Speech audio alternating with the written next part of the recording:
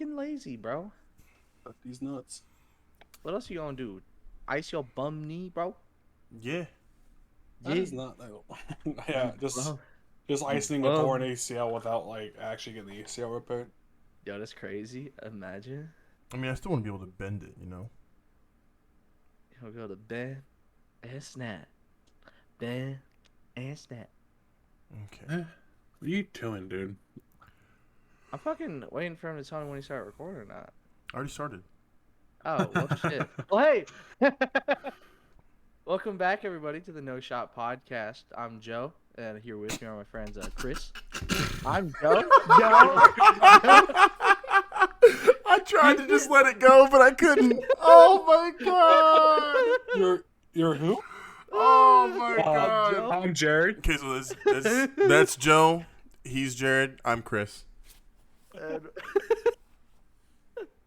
And welcome back to the No Shot Podcast. Make sure to like, make sure to subscribe when it ends up on Spotify or Apple Music. Make sure to like, download, rate 5 stars.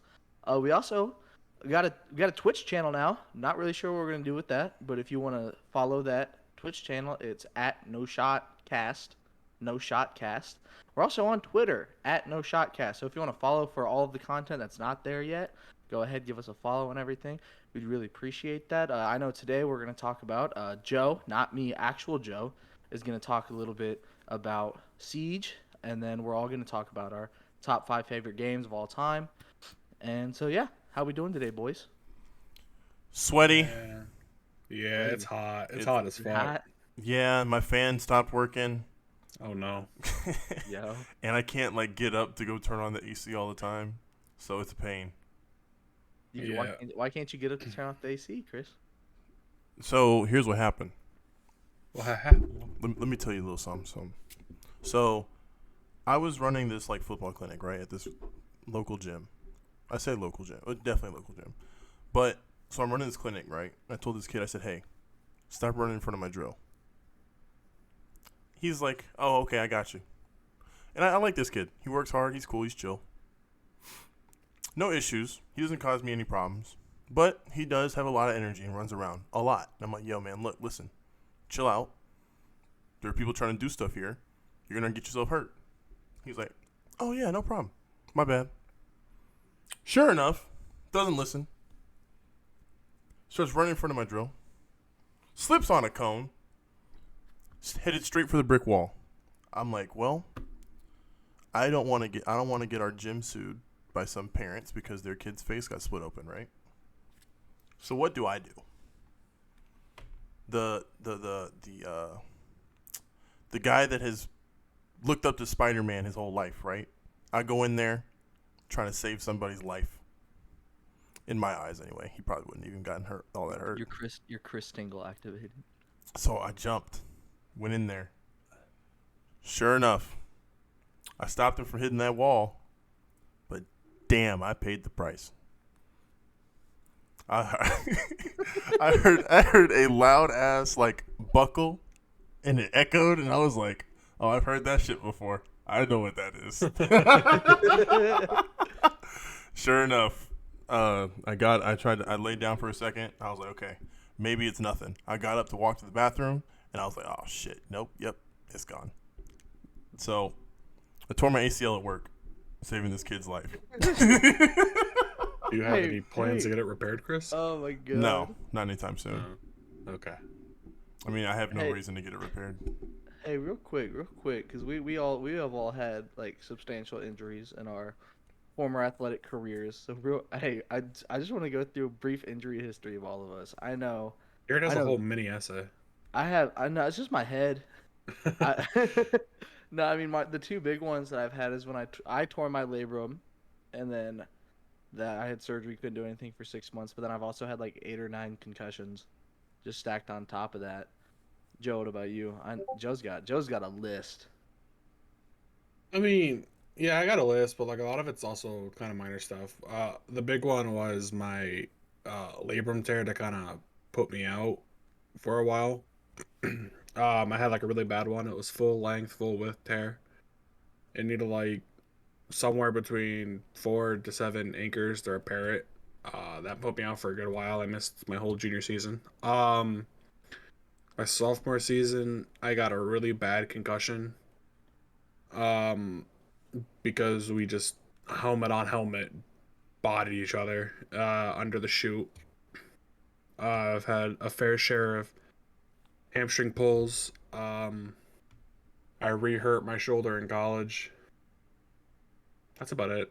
Uh, Didn't you end up tearing both of your labrums and both of your yeah, shoulders? yeah. So I do suspect that my left shoulder also has a torn something, but I haven't gotten it looked at, and I don't really plan on doing that anytime soon until it really starts bothering me.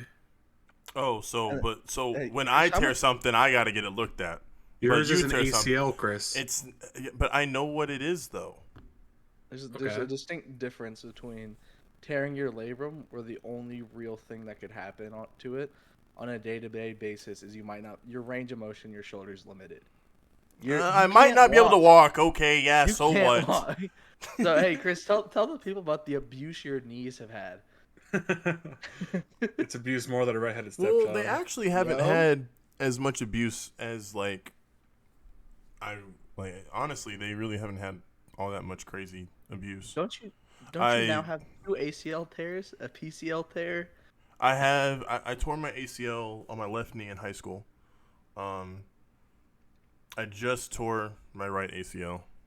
I tore my PCL on my right knee also in college. But I mean, the PCL heals, and so I mean, honestly, it's really not that big of a deal. Other than that, uh, what else have I done?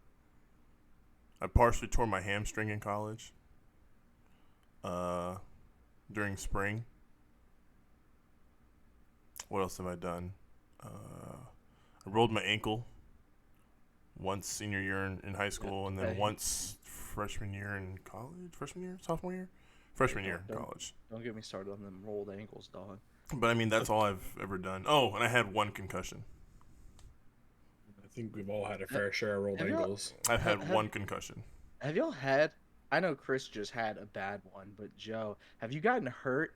Because like, there's a difference when we get hurt during athletics. It's like, yeah, that's kind of like a risk, you know, it's gonna happen, and you are like inconvenienced, but it's not the biggest deal in the world, just Hmm. because you know that's what you signed up for. But as an adult outside of athletics, Yes. have you physically hurt yourself Yeah. outside of that? So at UCA when I stopped playing football, it was second semester.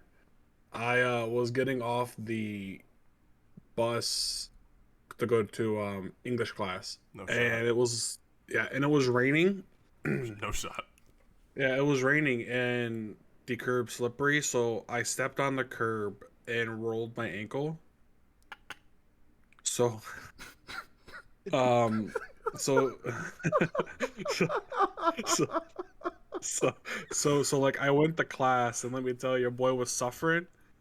So I went to I went to my professor, and I was like, "Hey, is there any chance I could like get the material and go home?" And she goes, "Why?" And I showed her my ankle, and it was like swollen in my shoe. And I was like, "This is why." And she goes, "Oh, okay, yeah. I'll just email it to you." I'm like, "Okay, awesome." So I had to walk all the way from the classroom to back to the bus, wait for it to come back, and then I went home and I got like a tub of water and ice and just soaked my foot in that for like 15 minutes and 30 minutes out. So that's what happened in my adult life.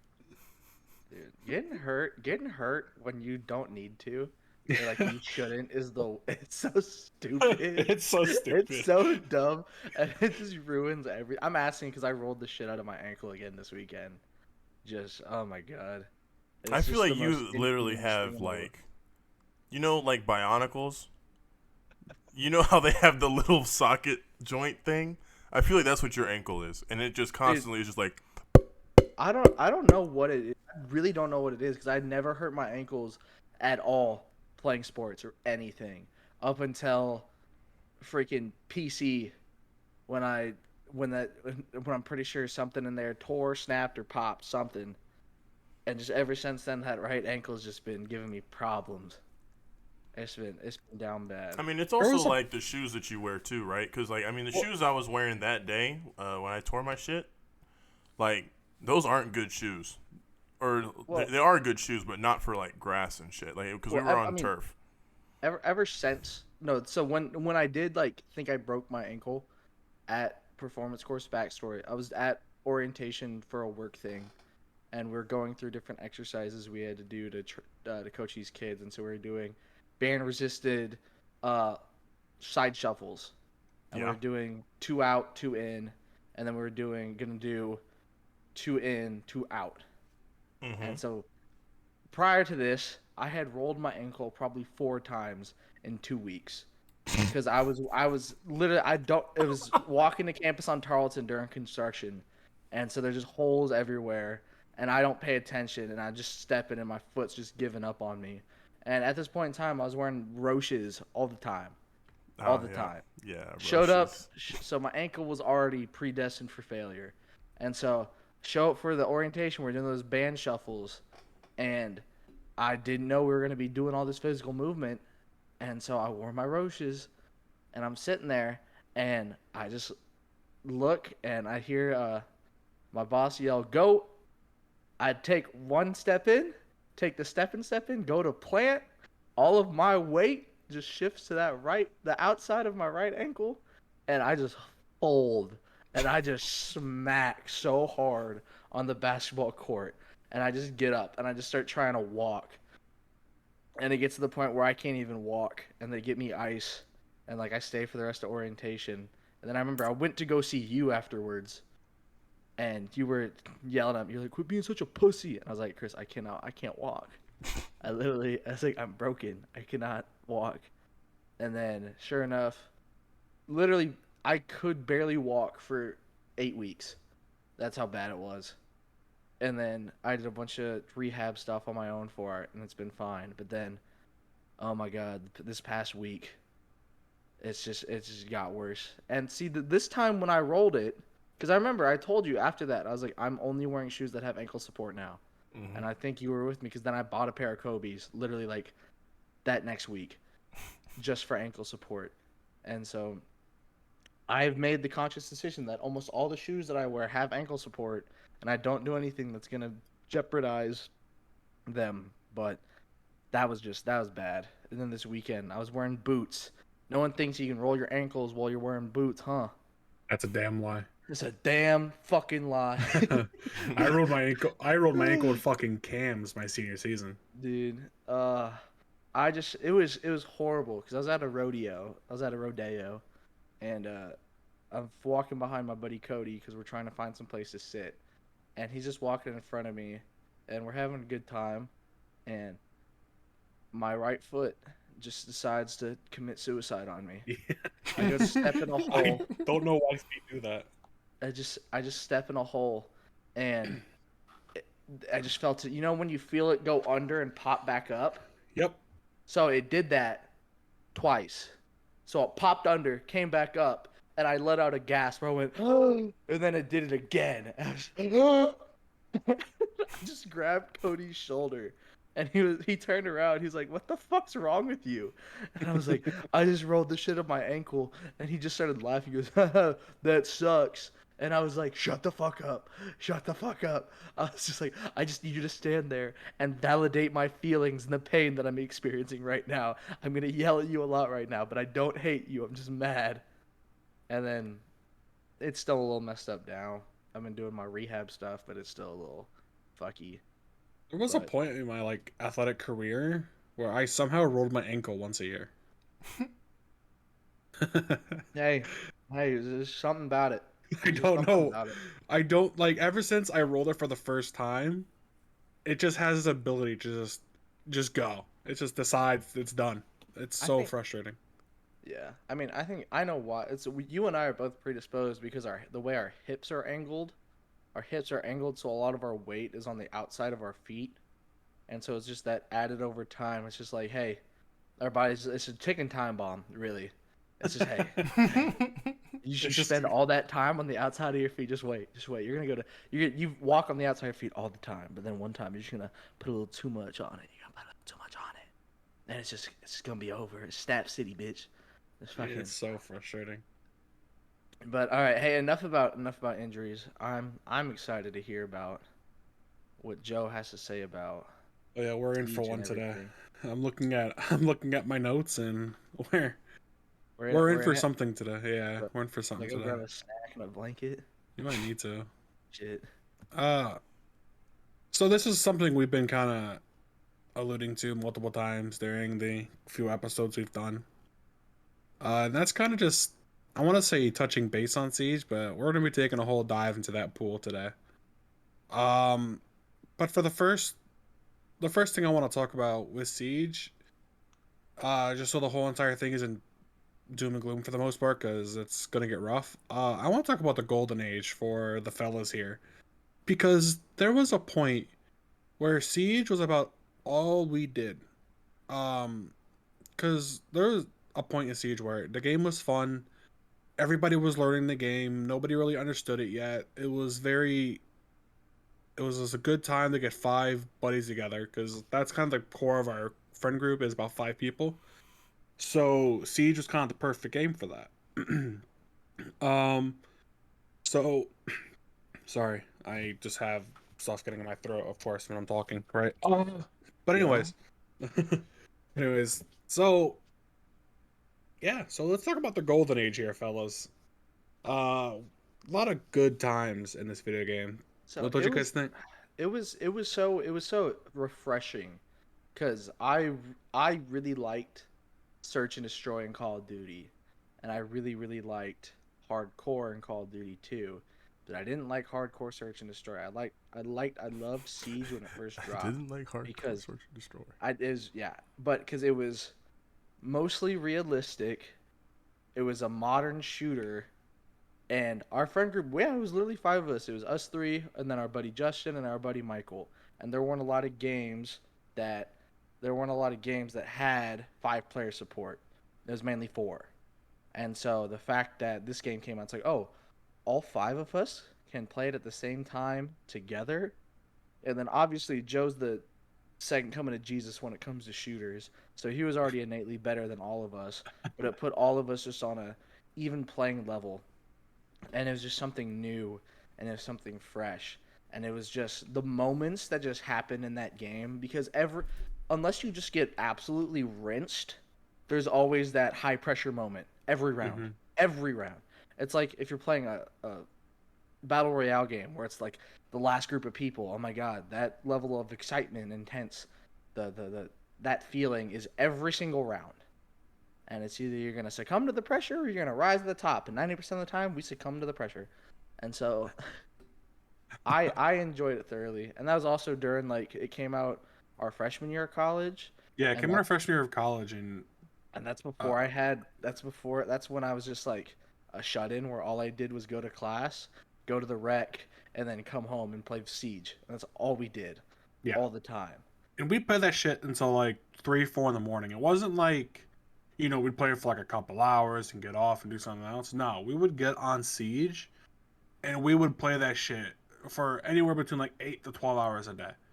It was ridiculous. The game was so much fun. It combines, like Jared said, the search and destroy aspect, and even a little bit of Battlefield's destructible environments with Hmm. destroying the walls and stuff like that. It was just a very fresh experience at the time. We spent a lot of time on that video game. Spent so much time. Yeah. Chris, you want to say anything about it? I mean, okay, so here's the thing. I wasn't a huge shooter guy back in the day. I would basically play Halo. That was essentially the only shooting game that I ever played. Call of Duty just wasn't my speed. Um, I mean, I didn't really play Battlefield either. I never had Battlefield in any capacity. But when I saw that like we were all just playing, just we were just looking for a game to play, right? And when Destiny just wasn't it, because that was like year one Destiny, Different conversation. and so it's like I need something to play with my homies, right? And no one had 2K, which I was very upset with because no one wanted to play basketball. I wasn't good at Madden, so I wasn't finna play that. and it was just Jared and Joe that had Madden. But we all had Siege to a point. Or not everybody had Siege, but I bought Siege because, oh, hey, something we can all play, blah, blah, blah. Joe and I had it for. Yeah, you guys had it first, I- and then they put it out on sale for like $30, Christmas. and that's when we all got it. Oh shit! It was Christmas time. I think we were really. It was Christmas time. Yeah. It was because Yeah, I Christmas bought was it the day before Christmas. I bought it Christmas Eve. That's another big reason that we got into it, Joe. Because remember, you didn't buy it, right? Someone gave you money to buy the game to play. No. That was Black Ops 3. Siege, I pre-ordered. I would say right after the E3 thing, because I'm a big Rainbow Six fan, period. So I says, oh, another Rainbow Six game. And we didn't really know too much about it at the time. And they essentially were like, hey, this is a 5v5 PvP experience. I was like, oh, okay. I kept my pre-order. And, played that shit day one. I know me and Jared, we found a couple people to play with. Mm-hmm. But it wasn't until, like, the Christmas time where we really started swinging on that bitch. Sorry. But yeah, no, it wasn't really till the Christmas time. And we just, every single day, it was, hey, is it Siege time? Hey, is it Siege time? It's just all night. The thing Till about it was, till the sun came up. The thing about it was, it was a perfect, like, back in the day, like, especially around the time when we first got it, it was like a perfect balance of, like, doing stupid shit and actually trying to win a game. Like, Yeah. it was a perfect balance because, like, you could do, because back then, the way to play the game was secure area, and then everybody's on the area. That's how you played the game back then. And so, like, you would have holes open in walls and on the ceiling and on the floor, but you would still be on site, right? Yeah, roaming wasn't a big thing yet. And then just the same thing with hostage, and like no one played bomb because it's like, oh, we can't watch two sites at the same time. Yeah, but it was so good. It was so good. Level of just anxiety the whole time because you have no idea. Yeah. Because you didn't know there's no meta, there's no nothing. You had no idea what the fuck was gonna happen at all. You didn't know when someone was just gonna come whipping around the corner, blowing shit up around you. Biggest thing that I liked about it too, if you just wanted to hop on, play a couple games, you could, and it would take like 20 minutes. Like the round, especially because we only played casual for like a year. It was just, was it 3 rounds and it's over? Yeah, it was 3 rounds and back then it was just, well, it was technically 4, 5 if you went 2-2. It was first to 3. Yeah. You could literally bang that out, and I liked that a lot too because it's like, oh, you don't have to stop. You're not dedicating like hours and hours onto one game, but you end up dedicating hours to hours on one game. But I loved it. The beginning of Siege, peak Siege. Yeah, because again, everybody was like learning the game at the time, so it kind of allowed for a lot of experimenting. There was always like the ability to do silly shit while also trying to win the game. Nowadays, you just kind of get punished for trying to have any sort of fun, even in the casual game mode. It's you got to do it this way, that way, and that's the only way to do it. I say casual is the worst way to play the game currently. Honestly, yeah, I think low ranking. Like low ranked is the best way to play the game currently. Yeah, unfortunately, I'm just not, a low rank guy. So, you guys ready for me to really kind of start getting into the swing here? I mean, go for it. Yeah. Or you still want to stick on the golden age here? Oh, I mean, real quick, I think the golden age. Wants... What? If anyone if anyone wants to go check out when we were playing Siege, YouTube.com, J Camello. That was us playing Siege. That was nutty. That was peak us, complete fuckery. Yeah. So I just want the people watching to understand here that Siege holds a very special place in my heart, and I will probably always love this game. I'm not, I'm not gonna be. I don't want to hate in the game. I just want to be very clear that this game holds a very special place in my heart. But with that being said, I'm going to get into my first point, technically my second point here, and that's where exactly did the quote-unquote death of Siege start happening? And it's interesting because the Death of Siege has been a very slow burn. It hasn't, it's not like this is exactly where it started dying. It's dead. It's that, the game nowadays is it's on life support. But with that being said, there's 2 seasons where I think we can kind of pinpoint where Siege kind of started taking that downward spiral. Because I would say up until White Noise, the game was in a good spot. The operas are interesting and all that. So I'm gonna point out 2 seasons here. One's Burnt Horizon. Why Burnt Horizon? We got 2 new operators, new guns, and even a new map. Well, that's exactly the issue. We haven't gotten a new map in Siege since Burnt Horizon. You should let them know when Burnt Horizon was and what that was, for the people Okay, that don't that's know. right. So I forget which year Burnt Horizon was. I want to say it was year 4. It was definitely year 4. It was year Um, 4. It was March 6th, 2019. yep, it was year 4. It was Burnt Horizon, which was the Australian operators Mozzie and Gridlock. Um, with the introduction of the map Outback, which was Siege's last new map. Right now, that's about all I want to talk about with that because that was a good season. Both operators were a good time. Mozzie still to this day is very in the meta. He's very strong. His ability is to. He basically has these spiders that can take over drones if they come into his the little circle that is displayed with the drones when shot. Gridlock, she's kind of an off pick character. She's still good. She can slow defenders down and deal tick damage with her track spikes. But the big season, I personally think, where Siege started taking its true dive, Burnt Horizon was the diving board. I would say not White Noise, sorry, Phantom Sight with the introduction of Warden and Knock. This was, I want to say it was either year 4 or 5. It was year I'm 4. It leaning. was right It after. was.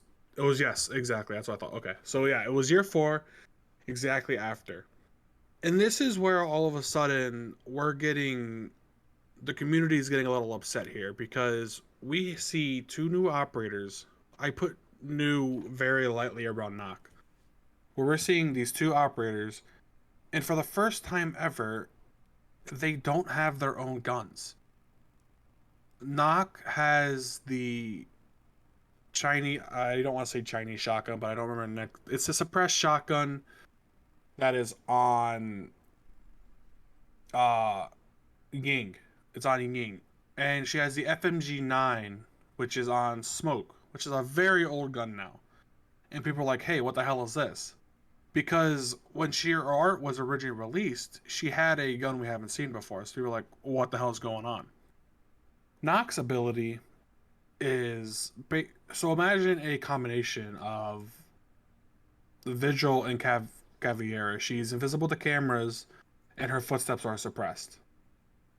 Not exactly the most original, or even which it's fine. At some point, things are going to start getting a little samey when it comes to operators. You can do so much.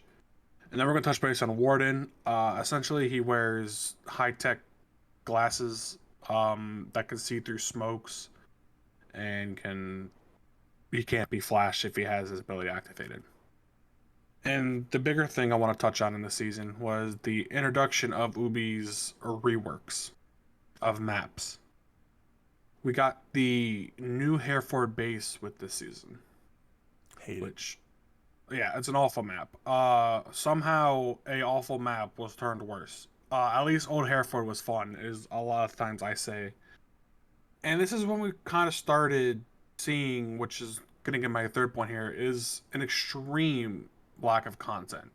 Like I said, we haven't got a new map in 2 years. It's year 6. We are in year 6 and still haven't seen a new map.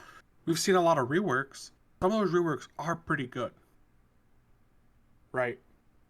Um, there are good reworks, but a lot of the reworks are kind of not very great. They sometimes make the map worse, especially their casual reworks. And what I mean by casual rework is these maps, they don't get added to ranked. So if you're a ranked player, you are playing only you're playing the same maps you were playing just a season ago. Right? There's no difference. And that's frustrating because ranked, despite the issues that come with ranked, are is so as of right now the best possible experience you're gonna get in Siege because casual in its own right is unplayable. And ever since Burn Horizon, another thing is we haven't gotten a new weapon outside of Callie's sniper rifle, which that's a thing because that does not keep the game is not fresh. There is absolutely no. The game is in a spot where it's been very samey. We've seen the same meta. It's evolved slightly due to balancing changes, but it's in the exact same spot it has been for a very long time. And which would be fine if the meta was the same, but we haven't gotten anything new, like gun wise. The guns don't feel new. They're the same shit we've been playing with since year one, since my friends that haven't played since even year one have been using. Right? Like the newest operator, we're getting Thermite's assault rifle on her. That is probably one of the oldest guns currently still in the game. Right? Like, I know both of these guys have used it, and Jared hasn't played since probably year Hey, two. I've played, but when I was in it year one. That's it. Yeah, yeah. It's So been a while. yeah, like he's been like one off uh for a pretty long while. But yeah, and a lot of these operator abilities as well are getting kind of samey. So it's not like we're getting new guns with samey operators. We're getting samey operators with the exact same guns. So, for example, I'm gonna point out the newest attacker, Osra, Azza. Essentially, she is an attacking Mira, which would be fine if it was an operator rework, but it's not. She's a completely new operator when her ability would have been fine as a rework with a new operator, and just it just gets frustrating when we've been doing the same exact stuff for 2 years now, right? One of the best parts about Siege, as opposed to other competitive shooters, I'm going to use Counter Strike as an example, is it was always evolving, right? Every operator was changing the game. Every weapon was in its own way changing the game. We haven't had a game-changing operator in this game since I would argue Lion. Uh, Old Lion, his ability was basically red light, green light. If you moved, the enemy team saw you. Uh, is that a good ability? No. Is it a good way to change the game? Not really. But he was the last one that truly changed the game and turned it into something we haven't really played before. And that's, again, it's been frustrating as a Siege fan who's still playing the game, especially as long as someone like me has. Is I've been playing the game since day one. I had the very first season pass. I have the very first season pass skin. I've been in this shit for a long time, and I cannot get on Siege and have a good time anymore because there's nothing new to keep someone like me playing. I'm not a content creator. I'm not a pro. Right? I have no reason to keep playing this game, and a large part of it is due to its extreme lack of content. Um, Now, of course, that's not the only issue we're seeing Siege at the moment. Next one I want to get into is Siege's persistent bugs. And when I say persistent bugs, I'm talking about bugs we've been seeing since day one. A big one is when you breach a wall, you walk into it and then you rubber band out of it. This is something we've been dealing with for an incredible long time, and I'm pretty sure at least Chris can attest that we were dealing with this for a long time. Don't get Can me you do that for started. me? Don't get me started with Fucking that stuff, bro. I mean, anytime I remember back when we were playing it on PS4, you'd breach a wall, you try to run through the wall, you get rubber banded out of it, or you can't run through it for some reason. And then I tried to. I remember there was a point when I first got my PC, and I tried to do the same thing. I breached a wall, tried to run through it. I got rubber banded out, or like I got slowed, and it's just like. It's just little things like if you're gonna have a destructible environment, your game should be able to handle the destructive environment. Mm-hmm. Like it doesn't make sense as to why you can destroy a wall, but then you can't run through the wall that you just destroyed. Mm-hmm. Whether that be because of like, I don't know, connectivity, hitbox, I don't know. I don't know what the deal is. It's the issue is it's client side debris. I'm looking Hey, at the shout client out the side. best bug. Do not Shout give out me the the best client bug side, in the bro. game. Please don't Shout get me out the started best with bug in the client game, side. the daddy long legs. Yeah, Shout but out. like those bugs back in the day, the raptor legs didn't affect the game. If anything, No.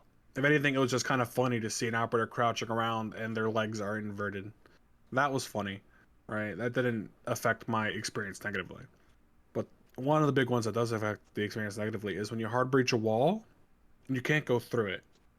Small, I want to say small things, but it's a pretty big thing. Things like that are the difference between losing and winning rounds. You can go back and look at multiple games within the pro community and see whole teams lose rounds because they literally cannot get into their hard breach. And that's a massive issue that we still need to fix yet. And let me touch on something. Chris hasn't played this game in a long time, and can still go back and remember the specific bug. And this isn't exclusive to walls. It can happen on hatches too. So imagine being post play, you drop the hatch, kill the planter, but you drop through, you hit the ground, and then it rubber bands you back up and sends you into an infinite loop of falling down. That's a thing that happens. That's a thing that still happens. And another massive one is the absurd amount of sound bugs. If it let it be inverted sound, the lack thereof. Yes, you did hear that right. You can hear the sounds backward in Siege. Oops. Bad podcaster. It's not like it's not like you're just not hearing things. Okay, guys. Second. It's not like you're just not hearing things. You're just completely okay. Oh my god. Okay. Anyways, now that I got that solved. The sounds was completely inferred on you, and if someone's coming from your right, you're him on the left, and that's assuming the sound just works. Because another big thing is the sound just not working. Certain things that should have sound cues not having sound cues. Just recently we had people test the lack of repel sounds. If you don't hear someone on a repel, that's a massive issue, especially on certain maps like Consulate where repelling is huge. And that's just not something we should be dealing with at this point in the game's life, right? Those are things that should be ironed out. It's almost inexcusable at this point. And now, is there a way that can fix this? Absolutely. But they have to be willing to put the game on a whole new engine. Because the current engine they're using is absolutely not able to handle Siege, which is unfortunate. Because Ubisoft has shown a complete lack of even wanting to do wanting to move the game to a whole new engine and even call it Siege 2. Do you think a second Operation Health would help the game? I don't think a second Operation Health would help the game because again, the game needs to be put on a new engine. And Jared, I believe it's running on the Unity engine still. Okay. I could be wrong, but I'm pretty sure that's correct. But Chris, I don't think an Operation health too is gonna save the game, because we have to remember how long ago Operation Health actually was. I didn't say save the game. I said help the game. I mean, sure, it I would help. personally don't think the game can be saved. Right. I don't think it would help the game, but in very little ways. It's not gonna, it's not gonna do what needs to be done. They need to port the game over to a new engine that can actually support the game itself, because the game could just not be supported in the state it's in with this engine. It's outdated. It was outdated when they first brought the game, and that it was very evident that this engine was not going to be able to handle Siege. That was never in question at any point. Operation Health, first one is kind of put band-aids on things, right, and fix the things that could be fixed with still the persistent issues that we're seeing nowadays. Like putting a band-aid on a torn ACL. Essentially. Yes, sir. And speaking of Ubisoft's lack of understanding literally anything, I'm going to dive into something that's very, very recent, and a lot of things very recent that have been happening, and that is the balancing issues. Now, I know my buddy Chris here has some things, if you could bring up on the screen. Yes. If it's possible. I got you. Yeah. Brought, Yo, we got infographics? Yes, No. yes. Boom, we got graphics. Yes, I brought graphics. So the first one that I want to bring up real quick for me, Chris, is are they both up, or is it just one up? It's the attacker one that's up right now. All right. I can do attacker. I just need to find Yo. the things myself here. Sorry. I Producer have them Chris on right the job. about here. Yo. All right. So, yes, we're going to be talking about the wind deltas here for a little bit. Right. Now, I'm going to touch on a pretty popular one that's going on right now, is our boy Sledge here. Now, Sledge, he's been in the game for a long time. One of the best, arguably the best soft breacher because of his nades. He's able to smack something with his hammer, make a hole. You can see through it. Very basic, very straightforward, doesn't need that much explanation. All right, we can see that he is in the overpicked category. But we're looking at this. Is he overpicked? Yes. But where is he on that side of the spectrum? He's in the too weak category, right? So Ubisoft is looking at this and says, oh, we got to nerf Sledge because he's overpicked. No, Sledge is fine. He always has been fine. The biggest issue with Sledge right now is the reason why he's picked more than, let's say, Buck, the other guy who used to be the meta, who, similarly to Sledge, is a soft breacher, but he has a thing on a gun called a skeleton key. You shoot the shotgun, it opens up a hole. Again, very basic, not much explanation needed. A long time ago, and I can't even sit here and pretend like I would know when this happened, but they took his frag grenades away, and all of a sudden, everyone's picking Sledge again. Why? Frag grenades. Period. That's it. That's the only reason why he's being picked over Buck. So, if you wanted to maybe bring them closer together, you could take away Sledge's nades.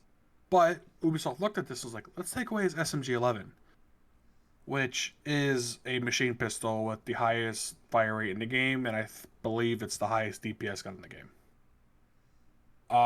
But as you can see, that's not helping him win more games. It's not helping him win more games. It's not doing anything. And then we're going to go hit the inverse here. We're going to look at an upper like Ayanna. And essentially, Ayanna is an interesting character. She's one of our newest characters. Think of her ability. She can send out a hologram of herself that basically acts as a drone. You shoot it once, it disappears, right?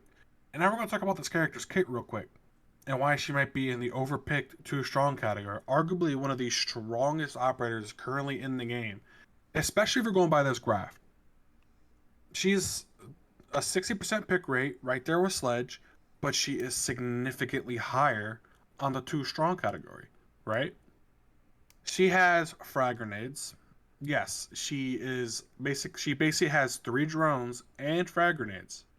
I'm not hearing that wrong. She has a G36C, which is a headshot machine, very recoil assault rifle, and the ARX with a grip, which was originally introduced into the game with Nomad, who is arguably a very balanced character if we're using Ubisoft's system here.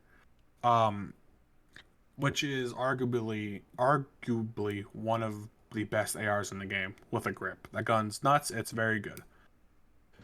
And Ubisoft looks at this and is like, how can we fix this operator? What's gonna fix her? We really can't figure it out.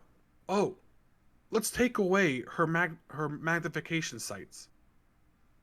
Really? We're still doing that? That didn't help with Maestro. Why is it gonna help with this character? Most people run the ARX with a holographic sight anyways. And the issue with her is her kit is ridiculous. And Ubisoft refuses to nerf anything that they refuse to nerf the actual issues on operators. If they take away her frag grenades, all of a sudden will be picked less, will still be very strong. Now, if they want to put her more in line with, we're gonna look at Twitch here. Not necessarily her pick rate, but her being kind of on that line, which is balanced according to this graph.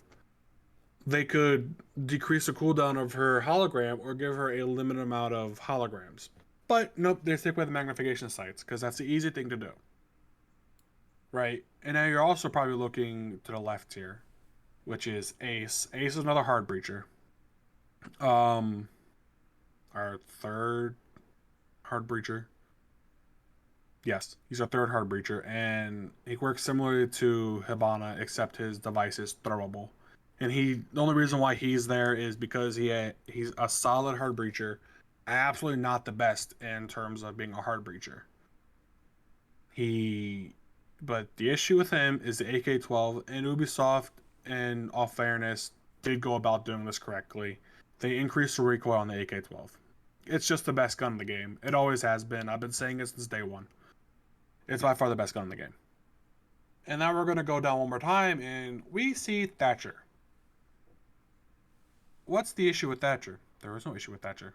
The issue with Thatcher is he's the only operator currently in the game that does what he does as efficiently as he does. We do not have a Thatcher 2.0. And you might say, oh, but what about Callie? Let's look where Callie is real quick. She is all the way to the left in the underpicked 2 weak. Yes, nobody wants to use her because her primary in a game like Siege is a bolt-action sniper rifle. And her ability to destroy hard breaching gadgets. Could not be less helpful in this game. Especially with the speed, with things like bandit tricking and etc. She's almost aggressively useless and really just only fun to mess around with. Those are the big ones on attack that I want to touch on because Zofia did get a pretty hefty nerf to her M762. But they're rebuffing it, making the recoil a little bit more manageable, so that's kind of fine. They gotta have their heads on straight with that. And now, Chris, do me a favor and head over to defense. We're on defense now. Awesome. So, so let's look at this defensive graph. Chris, can you tell me an outlier in this graph for me?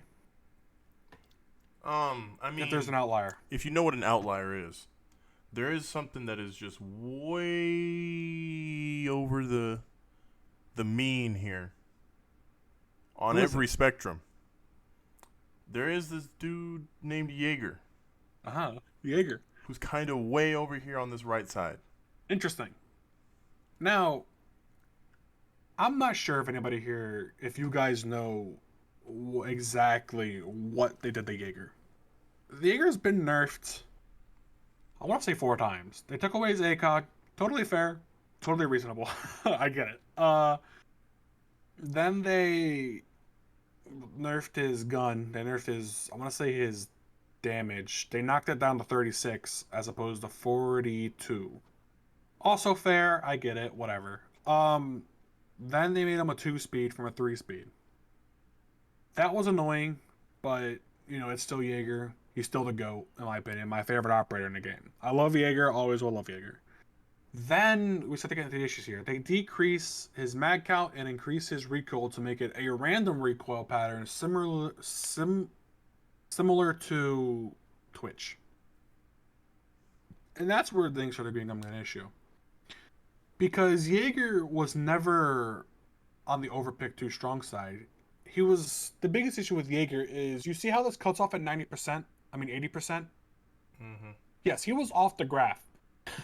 He was in the 95 percentile, which sure is an issue. Now he's on the 70%, so you're like, oh, Joe, it worked. No. Jared and Chris, do you guys understand how high of a pick rate 70% is in a hero shooter and attack shooter? Yeah, because don't you pick like literally every round? Yes, you're picking every round. Yeah. I can guarantee if I get on the play 5 games, in every single game, I'm seeing a Jaeger. Still, despite what the hefty nerfs they've done with the gun. That's wild. And you're asking, maybe you guys are going to be thinking, Joe, why is he still so high picked? His gun's not great anymore. It's very simple. It's similar to Thatcher, but there is a Jaeger, I don't want to say 2.0. It's a Jaeger alternative to Jaeger in Wamai, but there's a couple issues there. But we're still gonna stick on Jaeger here. I don't want to get off topic and stick with Jaeger. The issue with Jaeger, and always has been the issue with Jaeger, is he has so much utility and so much ability to sink attacker utility. He's a utility sink because he has 3 magpies that can destroy 3 gadgets each. That's basic. So let's say you have 2 frag operators. Every operator has frags, has 2 frags. He's eating up 3 out of 4 of those frags. So you have 1 grenade. That's pretty crazy, especially in a game where attackers are fairly weak in comparison to defenders. That's always gonna be the case in these, and most. Not always. There's always an exception in every game where some map is attacker favored. There's always that exception. But they refuse to look at his utility and keep looking at the gun, his speed, his this, his that. No. Until they take away a magpie or something as simple as that. Not even something that complicated. We're always going to see Jaeger in this 60, 70, 80 percentile. Always. And now we're going to talk about another outlier. You guys might be looking at it. It says, what could we be talking about? We're going to talk about Valkyrie real quick. Valkyrie has been a goated operator since her inception. Why? Because Intel is king in Siege. And Valkyrie, out of all the Intel operators, being both Mozzie and Echo, she's the only one that can throw her cams outside. And that is a massive issue on some maps. We're going to use Consulate. If there's a good Valkyrie cam on Consulate, she can have 1 cam that can shut down basically an entire site and make it a nightmare. Unless, of course, you're in a pro setting. But in the normal high rank to your casual players, she can basically lock down a whole site with that 1 single cam. How do they address that sort of thing? It's pretty simple. Put it on a timer. So instead of just throwing it out in the middle of the match, they'll have to throw it mid-match. They have to stay alive long enough to actually get it out there. Right? Reward them for being alive. Mozzie, right under her, he's seen his fair share of nerfs. His nerf could be pretty simple. Make him, instead of being able to place the thing for a whole round, put it on a timer, or just make it so as to shoot them directly. Super simple. Who else? I want to talk about someone else real quick before I kind of get off this topic, because I feel like I've been out for a while. Yeah, there's no one else to really talk about. There's people all over the place on defense. We have Alibi here. The only reason why she's there is, for whatever ungodly reason, they put a 1.5 times scope on a 3 speed. We learned with Jaeger that defenders with magnified scopes are always going to be an issue. Always. There's never going to be a time when not going to be an issue because they're faster. And it's just kind of point blank period there. They're nerfing Mute by basically making, instead of a circle, they're making his device a cylinder. The outward thing where the device works, a cylinder, so it goes more up than it goes out. And just nothing else really too crazy on that graph. Everything there is more reasonable. I think we're definitely want to get off that topic for a little bit and start talking about the positives and negatives that's been going on in the pro scene. This will be a quick one here. The pro scene is my favorite part about Siege, and the last two majors have been fantastic. There's actually been very little negative I can even say about the last two majors, both invitationals and the Mexico major. We're seeing new teams come up. The games are very good. You know, people are just kind of going at it. It's instead of just having those one or two dominant teams all the time, everybody can win, and that's great. And with the issues is, for whatever reason, a little bit ago, Ubisoft decided they wanted to make the guy who was in charge of For Honor Esports the head of Siege Esports. Now, let me ask you guys something. Did you guys know For Honor Esports existed? Yes, I actually did. I don't think No Jared clue. knew, but I did. No clue. I would, if I'd known, I'd still be in that shit, bro. I would.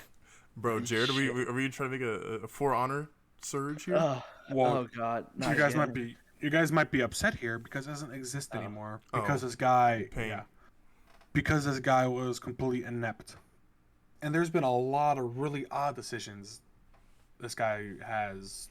I'm not gonna say his name, just for the sake of, if anybody else hears this, I don't want him to get harassed more than he already does.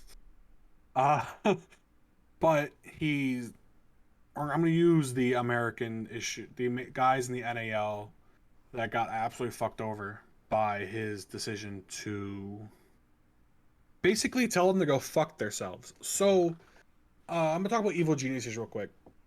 I know Chris knows what evil geniuses, and most people will because they're very prevalent in esports. Well, they dropped out of Siege because their roster, in all fairness, was underperforming. That being said, they weren't relegated. Relegation means they get put down to tier 2 and they have to come back in the relegations and basically win the relegation and then get back in. They didn't get dropped out, and what ended up happening? EG dropped them. These guys earned their place in the pro league, right? But basically, because they're told to go fuck themselves, and because the big brain decision to make an AL LAN league in, I want to say, Vegas, they A, didn't have anywhere to live, and B, weren't even given the opportunity to find an org to support them. So essentially, Ubisoft told them to go fuck themselves and took away their pro spot and put somebody else there. That's not a great precedent to send out to other orgs. Yeah.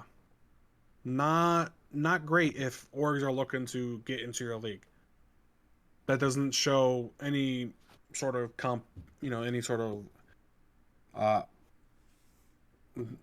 sorry, I lost my word there. It's not really showing that they can even maintain the league, despite them obviously maintaining it pretty well for the most part. There's a couple other NA orgs that had this exact same thing happen. And again, told to go fuck themselves, and basically Ubisoft just took their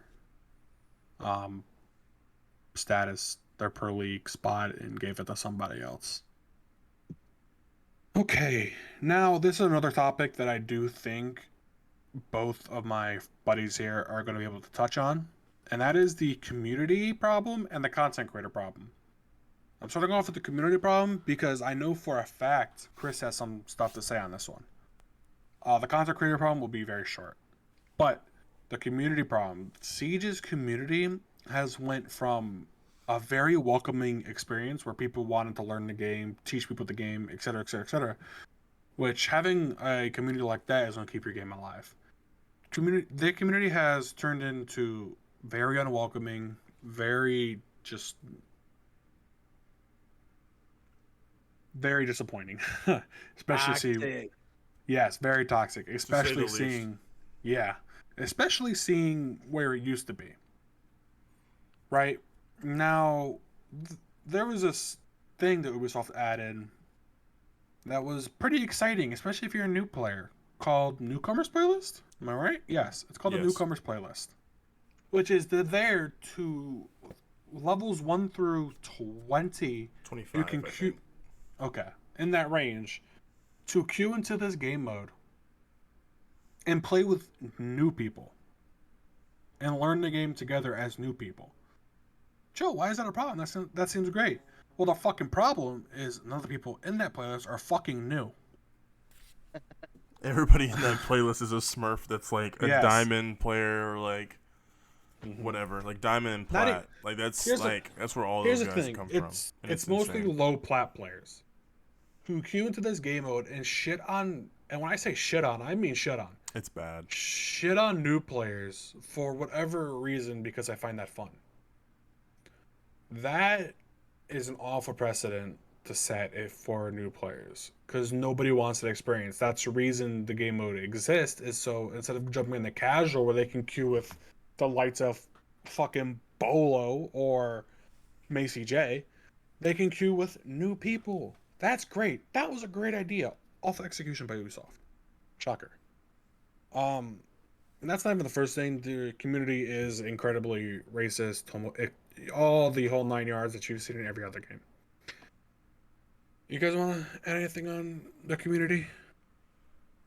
I mean, the community started out as basically just this fun-loving community because you would see people like just running around. Like I remember there was one time we were playing a ranked game, and we're sitting here we're not very high ranked. It's like gold 2 or whatever, right? I see like these guys running, doing like a human centipede. And just doing the human centipede chilling, and then the leader stands up, then everybody else stands up behind them, like synchronized like divers and stuff. Like obviously that's just people having fun, right? But that's what you're supposed to do in a game. It's just things that you do and you see it, you're like, oh, this is a community that enjoys having a good time. And I tried to recently get back into I say get back into very lightly. I just wanted to be a high enough rank to where I could occasionally play ranked with Joe because I knew Joe loved to play this game. So here I am trying to get the level 50 in the Newcomer playlist because it wouldn't let me play in anything other than the Newcomer playlist. Mine, Chris is new to PC at this time. I'm new to PC. I'm not new to the game. I've played the game before, but I'm new to PC, and I hadn't played the game since like 2017. So I'm like, you know what? Okay, let me check it out. So I'm playing the game, and then 3 seconds into the round, 4 of our people die because we decided to spawn by this window that this dude has made a like micro hole in, and he shot from like 2 rooms over, and it's like, what? How do you fight against that? Oh yeah, just go, don't spawn there, blah blah blah.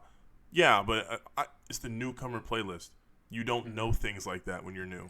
You don't know to like not spawn in a certain place. You don't know to like not peek a certain angle because it can be peeked from 4 other different angles and stuff. And it's just, granted, these things come as a game gets older, but there is a point where there's a reason CSGO has been played for like 40 years, right? I'm not saying CSGO is a better game. I'm not saying CSGO's community is better, but the fact that like CSGO's formula, I guess you could say, or just how it's being handled, just the way that their community is, I would say, playing the game is, I'd say, a little bit more inviting than what Siege is, because not only in Siege, because I mean in Siege you can just get hit in the head one time with any gun and die. Mm-hmm. I think that's a huge positive and negative to that game. Positive because it allows people who aren't as good to, there's some luck involved, and it's cool. But also at the same time, like, you get shit like I was just talking about. A dude is in a bathroom like 2 rooms away on an upper floor, shooting through like a micro hole, killing 4 guys. I'm pretty sure you're talking about Consulate. But I mean, it's just one of those things. I am talking about Consulate. Yeah. I But know it's exactly just what you're like, talking about. it's just like. But see, the fact that he knows that, and I didn't know that. I'm sure Jared had no idea about that. But No, it's just like Fucking it's shit like Jared- that, and the fact that bitch. What you- the fact that the community exploits so much stuff in the game to try and get a head up on somebody else is a complete 180 from how the community used to be for like the first 3 years. And it's a real shame because like the first 3 years were really, really good. It was a really good time. Yeah. You know what I equate the Siege community and like Comp Siege to? Hmm. Fucking competitive Madden, where it's just people have pigeonholed, where they're not trying to get good at the game, they're just trying to exploit the game and exploit certain things in the game. At least that's Yeah. how it looks like to me.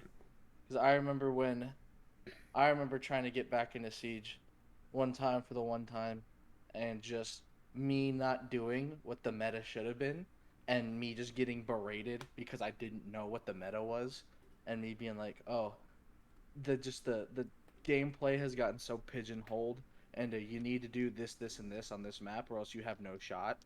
And then if you don't know that, it's just fucked. Yeah.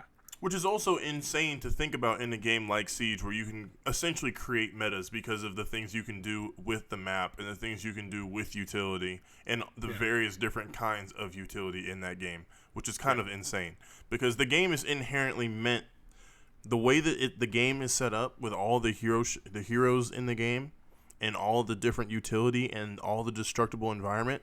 It's essentially saying like there is no like stand meta. That's essentially the basis of that game. Yeah, for sure. It's supposed to and- let you be creative and play the game. It's like in That- Call of Duty when everyone starts using the same guns and attachments. And it's Yeah. Just, Basically. That kind of swings back to a couple points I made earlier. Back to the balancing things. The biggest issue with that is they're not actually changing operators. They're nerfing things that are easily work around, or they're still just required to be there because of issues on the other side. And back on the exploitation is there was multiple pros who exploited the silent repel bug. I've had it exploited on me multiple times. It's very, very, very frustrating when you don't hear somebody on a repel, which is a very loud action. That's kind of just where the community is going, where instead of skill to skill, some of the times it's exploit v exploit. Very frustrating. It's not a fun experience. I don't want to put that totally on Ubisoft, but of course That's What- a community thing. Like, granted, But- they do have bugs that have been exploited, and the bugs should have been fixed, but it's more of a community thing than the Ubisoft thing. that being said, every game company is responsible for their community. Yes. Right. Yes. They have by not doing certain things indirectly have promoted with the way it's going. Which is unfortunate because like we've said multiple times, there was a point where this community was welcoming, friendly, and of course you have your bad apples. That's not every game has their bad apples. There's always that one asshole. There's a very popular video in our friend group that there's a very popular friend Going to the group beach? with me dealing with somebody who was being an asshole. I just have one question to ask you guys. Hashtag, do you go to the beach Oh, yo. to do beachy things? Oh yeah. So yeah, Uh, of course everything has her bad apple. Hashtag, how's sand taste, motherfucker? Oh man, that's yeah, my video too. that is your video. That's That's but yes, of course, bad apples always gonna be a thing in video games. Always gonna be a thing in real life. Am I sometimes a bad apple? It depends on who you ask. And then a very, very. I kind of think we've touched on the community pretty well there. I'm gonna just touch on the content creator problem. Now you might be wondering. are there any Siege content creators? Yeah, there's a couple of them, but they're disappearing slowly, going to new games, which is not a good sign for video games since content creators are very responsible for driving this game. Unless there's like a pro thing going on, I don't even think Siege breaks top 5 on Twitch anymore, unless a specific streamer, let it be King George, which I think is our biggest, Bolo,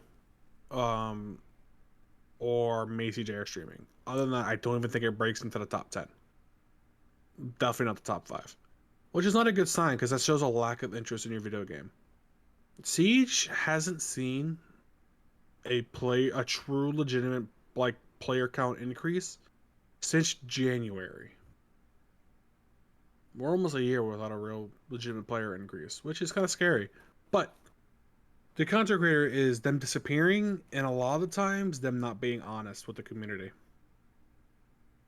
Now, that also breeds a little bit of toxicity into it. Because a lot of times, whenever a new season comes around, you have certain content creators like, oh, this is Siege 2.0. Oh, this, and that. And when in reality, nothing is really changing. There's definitely a few of them that are very responsible for doing that sort of thing. In my opinion, the one that's most responsible for that is Bikini Bodhi. What a name. Who does have me blocked on Twitter. Yo. No shot. You got blocked from a content creator. Are you gonna let me keep talking? So there's a point where he finally broke his little shtick and actually was like, "Hey, Ubisoft, get your shit together." That was essentially the thing of the tweet, right? And then he had deleted it. And he says, "You know, guys, I'm so sick of the community, being toxic and this and that, this and that." And it's like, wait, what do you mean? We were all supporting you in doing that, right? And then somebody started this trend where you comment on this thing, #ad. And I was like, haha, that's funny. I did it. He blocked everybody that did it. And again, everything has a few bad apples. Sometimes I am one, and I guess I hurt his feelings. Didn't you also get blocked on Twitter by Jehovah's Witness? Yeah.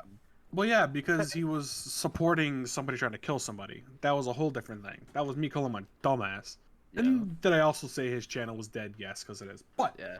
That being said, that's kind of the creator content I want to the content creators problem I want to touch on. It's the dishonesty and just the lack thereof Siege content creators. And with that being said, I definitely want to wrap this up. And with the wrap up, I do want to touch on, what we talked about. We talked about the Golden Age, what we really liked when Siege was dying, or started to dying, which I said the diving board was Operation Burnt Horizon, and the pool is basically white noise. The extreme lack of content, we touched on repetitive operators, no new weapons, no new maps, persistent bugs, where we touched on the wall bugs, the sound bugs, silent repel, stuff like that. The balancing issues, where we talked about Jaeger and a couple others. The protein issues, and positives, where talked about how actually really good the past 2 majors have been. And the issues, and the big one I touched on was fucking over some of the NA guys, the content creator problem, the dishonesty, etc., the community problem. And basically what I want to wrap up with is, do I think Siege is dead, dying, or alive and well? And if I could, I work in a hospital, and if I could kind of put Siege into real life terms, it's that guy in the ICU that's on a ventilator, is dying, has no real shot of coming back, unless a miracle happens. And that's where I think Siege is. Something crazy has to happen for Siege to somehow crawl its way back to life, which is really depressing for somebody like me, because I'm very passionate about Siege. I love Siege, but right now it's just not in a good place. It's not fun to play, and I'm just not gonna play something I don't enjoy playing. And that's basically all I want to talk about with that. You know how Siege can come back? How? I call that shit God. Basically. Unfortunately. Hey, real quick. Hey, I want to shout out Year 1 of Siege. Year 1 of Siege undefeated. Year 1 Siege was good, Siege. Man. Well, that's peak Siege for me. I think Year 2 Siege was better. I think peak Siege was whenever they introduced Hibana in Echo. I think that Yeah, was I was peak gonna Siege. I after year 1, like I played a little bit of year 2. After that, your boys checked out. Well, you checked out of being with us in general. Like you stopped hanging out with Shut us. up. Period. Shut up. You say this. Shut up. Yeah, like you wanted to hang out No, with. no, no. That was also freshman, sophomore year of college was definitely more video games, and then shit started. No, I had sir. to take care of shit outside of video games. Freshman year was you played a lot more video games with us. Sophomore year was when you decided to spread your wings. No, it was more junior year. But I get what you're saying. Yeah. Because junior year you came to hang out with me a bunch junior year, and we watched Dragon Ball Super, damn near the whole year. I did that sophomore year too. Not nearly as much as you did junior year. Nah. Well, it was also junior year was supposed to be your year too. But we ain't gonna get into that. I don't know. I think That Siege is had a pretty. that's definitely for a different Nah, it's time. just I think Siege had a long peak. It did. Every time I try to get back into Siege, it's just like Sorry. the amount of times I have to go. They changed the UI again. Right? Every single time I get on the game, It's crazy. a different UI. What's That's crazy? why- They changed it. They just changed it again. And for like the. I know. I game. just saw pictures of it. I was like, "What the fuck is this?" Yeah. Why is it so modern? I don't like it. I remember I there was remember one the time where archaic UI. I came back to play one time, and then I was like, yo, why is this not pinging? And then Joe said, oh, they changed the ping system. What? I was like, yeah, you can't just pinging. ping it? Hey, fuck Z pinging. I was just, bro, I'm like, so you're so telling me that there's a yellow ping for something, a red ping for something, then I have to do a red or yellow ping for an enemy, and then there's a utility ping, and then there's a different kind of ping for on cameras? Bro, come on, bro. Come on, Yeah. now. Yeah, it's really tough to get into now. All right. Well, hey, let's transition this video game topic to another video game topic. All right. So after last week, we talked about some of our like favorite parts of fiction and what we like about fiction, and we kind of divulged into like some of our favorite stories in video games. And then after the podcast, that kind of evolved in us talking about like favorite games. And so what we did is we did our top 5 favorite games, not like top 5 best games of all time, our top 5 favorite games, and we put some like limitations on it. Just we said one game per franchise, so that way Joe's list isn't just Dark Souls and Halo, and so mine isn't just Madden. But yeah, we're each gonna go through our top 5. I do have a question for you guys. Do we want to try to guess the person's top 5, or do we want to let them go, explain it all, and then afterwards we can say what we thought their top 5 was gonna be? Because I feel like I'm game for either. I just think that maybe if we did beforehand, it would be kind of funnier, but it could also take like some steam away of what their top 5 list is. What do you guys think? I think we pretty should. funny I think to we guess. should. Yeah, I think we can guess, but I don't want to.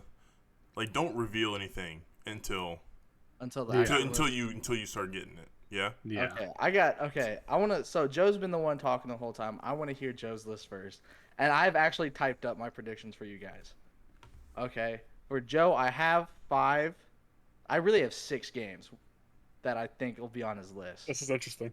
Okay, I think his list is gonna consist of Bloodborne and Dark Souls 3, RuneScape, Halo Reach, Siege, God of War, and then maybe as a flyer pick, Divinity. Wow.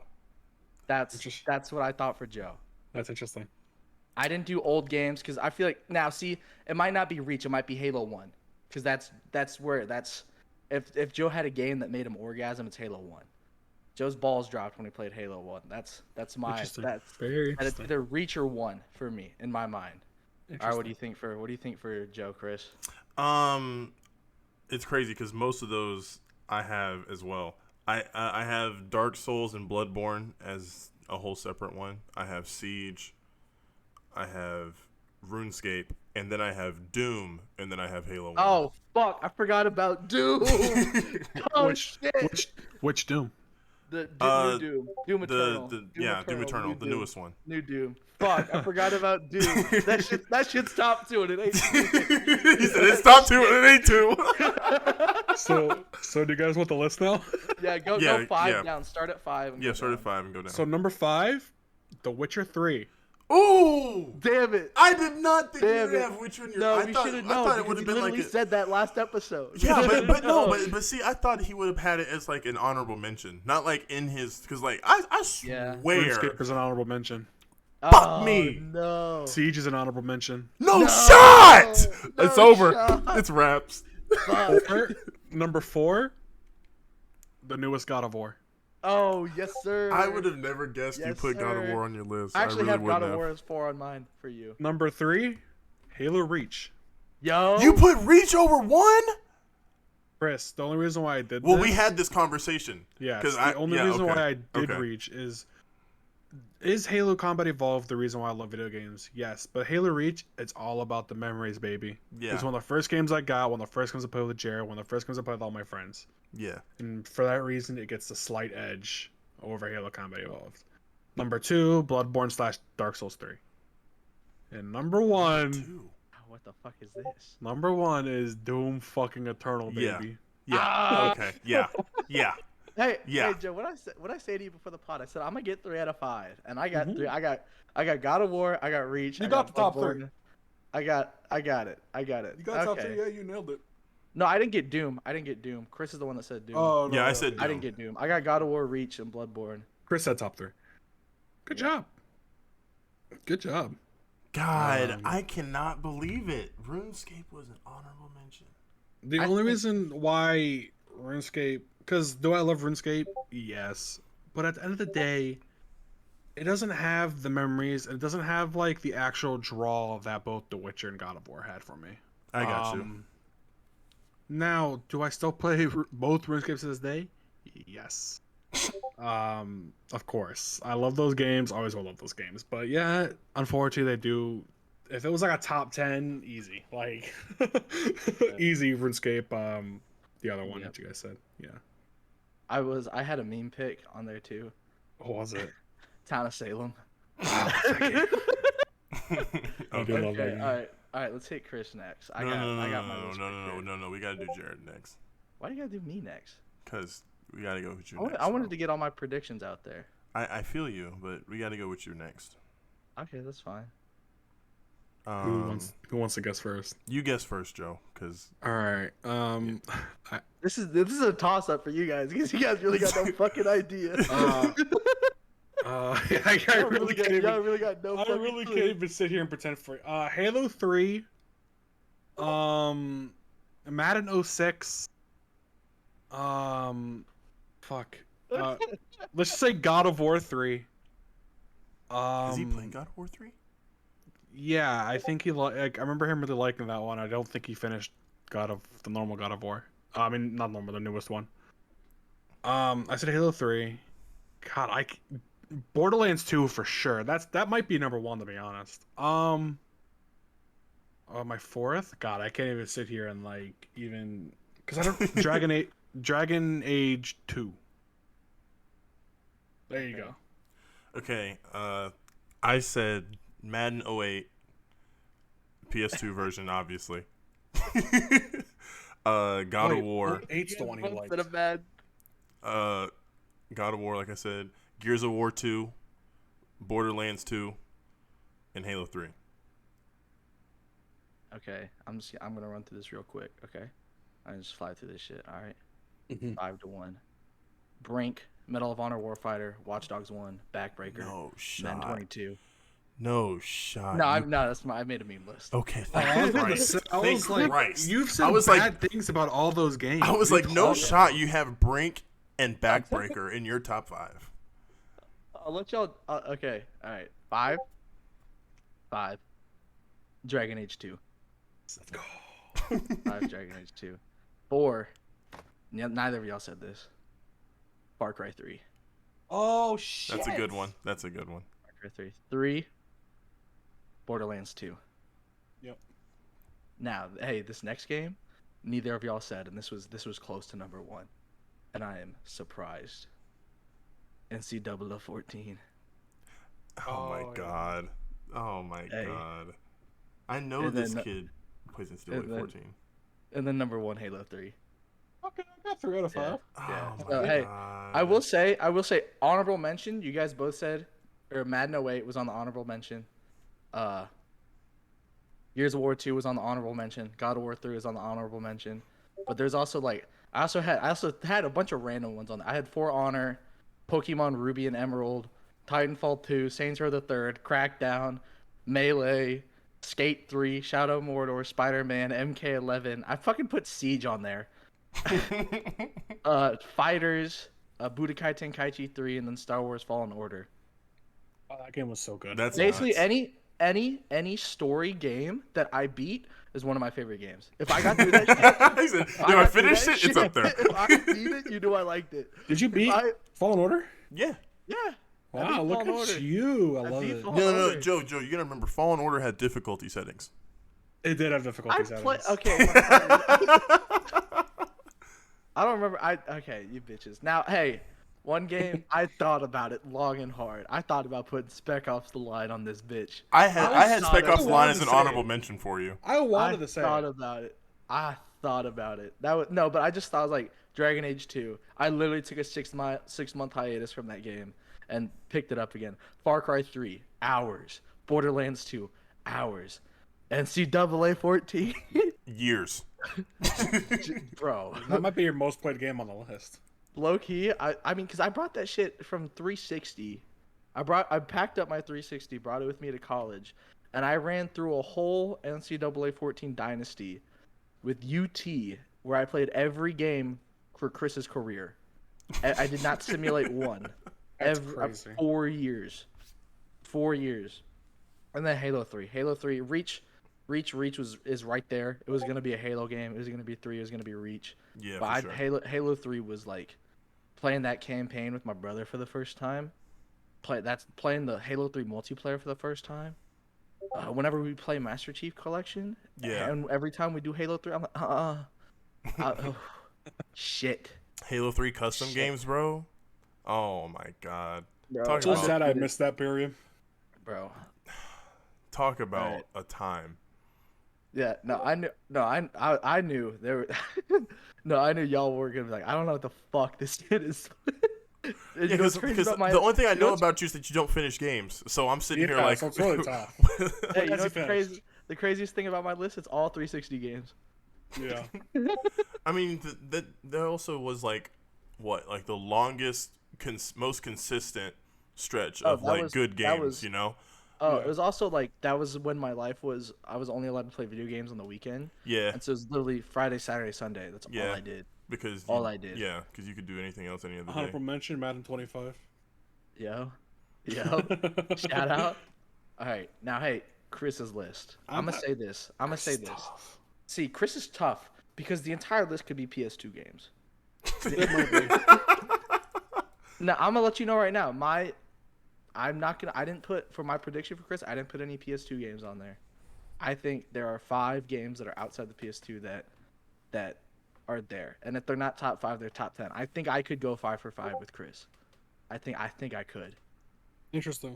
I really I think I won't. could. I got I could be so close. All right, I said I got Reach. I got Okay. Bloodborne. Okay. I got Persona 5.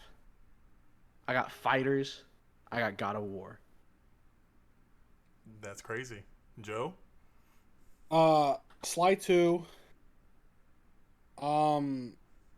Bloodborne, Persona 5, God War, and then Destiny 1. Ooh. Let's see. Hey, my That's a tough flyer one. pick, 2K13. Flyer pick. Bro, that- I was like, Okay, well, from 5, we got Fighters. yo, 4, we got Bloodborne.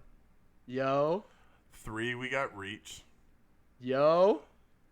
2 is Kingdom Hearts 2. Oh, you bitch. I knew it. I knew it. And 1 is Persona 5.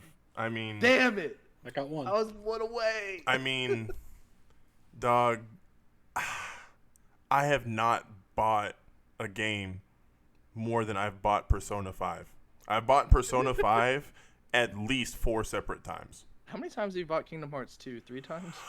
Oh, shit, actually. Oh, damn. So all the collections. So I bought Kingdom Hearts. Well, no, the first Kingdom Hearts 2 I ever got was Conlon's birthday present. Conlon got it, and then I kind of took it from him. That's kind of how that's how all games went with Conlon. If Conlon didn't play it within like the first 3 days, I just took it. So Kingdom Hearts 2 was Conlon's thing. We got that. And then the game broke, so I bought another one. So that's one purchase. I bought it again when they did 2.5. Yep. And then I bought it again when they did the Kingdom Hearts like 3 thing. So then it was like 1, 2, and 3. So I did that. Yeah, I bought it 3 times. Damn, I was 4 for. Bro, I was so close. Is God of War right outside your top 5? God of War is the first one on my honorable mentions. Damn. And Damn then, it. And then Siege, and then Apex, Halo 3, Sly 2, X-Men Origins Wolverine, Smash, Fallen Order, Spider-Man PS4, Skyrim, Pokemon, Emerald, and then Sonic Unleashed. Those are my top 17 games. I knew there was going to be a PS2 game in there. I didn't even think about Kingdom Hearts. I threw Destiny in there for the spice. I mean, Destiny would probably be Destiny's in the top 20 for sure. I listed 17, but yeah, for sure. Destiny would be real in the quick, top 20. let's each go through our top 5 again. Joe, you say yours real quick. Doom Eternal, Bloodborne / DS3 because my friends hate me, Halo Reach, God of War, Witcher 3. And then mine was Halo 3, NCAA 14, Borderlands 2, Far Cry 3, Dragon Age 2. Wait. NCAA 14 is your second favorite game of all time? Yes. Is that shocking to you? Kind of. Huh. How? Like, it is, but it isn't. Like, does that make sense? Do you forget what we're talking about? My criteria was hours, fun, characters, story. NCAA 14. It's the first 2 for me. So hard. Okay, I get that. And I mean, well, from 1 to 5, mine is Persona 5 Royal, Kingdom Hearts 2, Halo Reach, Bloodborne, and then Fighters. Damn, I'm so shitty.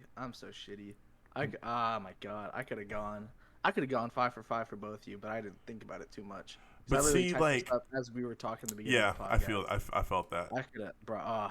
But like Joe, Destiny would be up here if it wasn't so shit year 1, and if I had people to play with. Because like year 1, the only person I could have played with was Justin, and Justin was at that point had already started to like. Justin doesn't play games. Stop playing games, right? So like he played it for a little bit. I think actually what made Justin stop playing video games was Destiny 1 being so bad when it came out. I think that's genuinely what made him stop playing games. Because you guys are so excited for that shit. It's so upsetting. We can talk about disappointing games later. Hey, I'll say this. I know what game. If we made more of a meme list, and we did like most fun playing game, like I feel like all of us would have Blitz League 2 on that bitch. I put more hours in Blitz League 2 than I did Bloodborne. That's on God, I swear. That's on labia. I stole it from my homeboy. I stole Blitz League 2 from my homeboy. Well, actually, I didn't steal it. It was one of those like, yo, let me borrow it, and I never give it back. Damn, homeboy, for listening. You still has your Blitz League 2. I mean, he still has my Dragon Ball like burst limit. Like, we traded. Part of my list too is I didn't want to put a game on it I didn't beat, because I really enjoyed God of War. I really enjoyed Red Dead 2. If I beat Red Dead 2, Red Dead 2 is on this list, but I didn't, so it's not. Shadow War would have been on this list, but I haven't beaten it yet, so it's not. Devil May Cry 5 would be on this list, but I'm literally on the last level, so it's not. I'm trying to think of games that I haven't beat that I've actually like played. Last of Us 2 and Ghost of Tsushima. Those are the only 2 games that I can think of that I haven't beaten right now. Titanfall 2 is real close on my list too. Titanfall 2 is close. That's Dude. more of a like. There's games that were like has been. Titanfall 2 is a never was. It just never had the chance to breathe. What made me pick my 5 though was like, if I had one game to play for the rest of my life, which game would that be? Or like did this game impact me to like did it actually like make me feel something, right? I mean, Persona 5, like I said, it's not even the best Persona game, but I haven't played the other Persona games, so I can't put anything on that. Persona 5, dude, I've put over 700 hours into Persona 5. Jesus Christ. And I mean, I have 500 of them logged on this current PS4 that I have, which that's not counting the other ones, the other hours, the other 270 hours on my other PlayStation. Or the fact that Joe has 1,000 hours on Siege and it's not in his top 5. Well, I mean, over 1,000 hours on Siege. But like, it's just one of those things, man. And Kingdom Hearts 2, I mean, if you've played Kingdom Hearts 2, you know how good Kingdom Hearts 2 is. Kingdom Hearts 2 is the best Kingdom Hearts game. I don't care what anybody says. Kingdom Hearts 1 was off the rails. Kingdom Hearts 3 was off the rails. Kingdom Hearts 2 was the one that was the least off the rails. But what do you mean when you say off the rails, though? Like, you just don't know what the fuck's happening. Yeah. Hey, there's this one character who goes by 7 different names, and he's in the game 14 different times. It's Zenmoth and Ansem and Menemanema. Yeah. Janimba and Gogeta and Mickey Mouse is gonna fuck them all with the Keyblade. But yeah, like Mickey Mouse goes Ultra Instinct? If you know Kingdom Hearts 2, you know, like Kingdom Hearts 2 is. I'm here. Kingdom Hearts 2 is one of the best games ever. And the Halo Reach, I mean, I don't need to talk about Halo Reach to you guys. No, like the intro to Kingdom Hearts 2, the whole Roxas shit, bro. I'll never forget when at the end of Kingdom Hearts 2, when they teased that thing for beating it on critical mode, they teased that trailer or whatever, and it turned up to be Birth by Sleep. And everybody was like, "Yo, this is Kingdom Hearts 3." We didn't get Kingdom Hearts 3 for another like 20 years. Is the Kingdom Hearts 2 song the When You Walk Away? That's like every Kingdom Hearts song. Shit. Yeah. When he's falling through the ocean. What? Shit. Again, Jared, that's every Kingdom Hearts game. I know, but it's the best. They Sora walked out, dripped out in the all black. She's like, shit. Huh? Bloodborne and Dragon Ball Fighters. Bloodborne, bro. I mean, I think Bloodborne made me truly enjoy video games. Because, like, I had always played video games and I'd always had fun. But I think, like, Bloodborne really made me appreciate, like, the games that I play. If that makes sense. Like, it made me think of video games as more than just a video game. You feel me? Mm-hmm. And it was one of the, like, I mean, Bloodborne is where I got my recommendation attitude from. Like, I didn't start recommending people, like, anime or TV shows or movies or nothing like that until I started playing Bloodborne. And I was like, yo, you gotta play it. I'll help you. And then that's how that started. I beat Bloodborne till Joe mentioned it again. I forgot I beat it. Yeah. I forgot I beat it. I got Jared through Bloodborne, baby. I don't remember beating it, but I guess I did. No. I got Jared through Bloodborne. Everything in that game just melted together. I had no idea what the fuck. I mean, but if you think on. about it, that's kind of how that game is structured, though. Like, everything is just like one run. I just remember Joe being like, "All right, we're gonna do this, this, and this today. All right, I need you to have this many souls at this point." I was like, "Okay." And then I would go farm my souls, and he'd be like, "All right, now this is what we're gonna do." I was like, "Okay." And he goes, "All right, we're gonna fight." Fucking who's the boss that like chases you through like a library or some shit? Well, you chase him. You chase him. We chase him. Is it Ludwig? Yeah. Is that him? No, it's not. It's No, Mikolash. Oh, Mikolai, the fucking Ludwig. Yeah, okay. I mean, Ludwig is in that game, but she didn't do the DLC, so. Yo, shout out my favorite Twitch streamer. And then, I mean, Fighters, bro. Fighters You got is so hours good. in that bitch. I do, and I'm not the best at the game, but I'd like to say that my fundamentals are good enough to where I can compete with some pretty high level players. Because I mean, my whole thought process in that game is to like, yo, I got defense, and I'm gonna capitalize on my defense whenever you fuck up. That's basically how I play that game. Also, I knew that you and Joe were gonna have not the same list, but you were gonna have some crossover. Me naturally. I mean, I played a lot of things together, so.